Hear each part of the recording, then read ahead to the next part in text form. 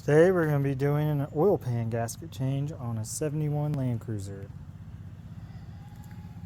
First step, make sure you get your mating surface for your gasket on the pan nice and clean. I'll probably clean this up a little more. Just used a old chisel I had and some brake cleaner. Ordered this from Toyota. One-piece cork gasket. It's nice they still make parts for these old trucks. Some blue Loctite and some black RTV to help seal up around the edges and the mating surface on the block. So underneath the truck with the pan off, I just used some brake cleaner and this old chisel and just kind of work off the excess RTV or any material to get you a nice clean surface to mount to. You don't want any leaks after this.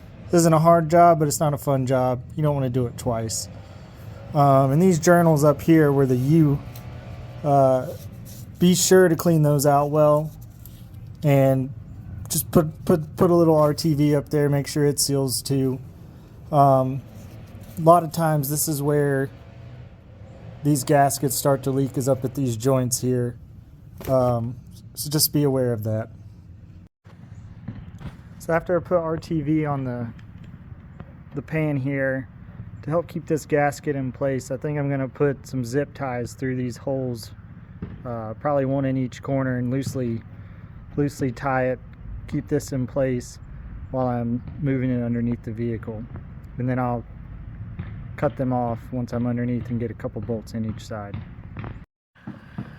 Just wanted to show you a picture of before we go on the car. You can see I have my 4 zip ties holding the gasket in place, and hopefully I'll keep it in place, keep these lined up with those grooves while we install it.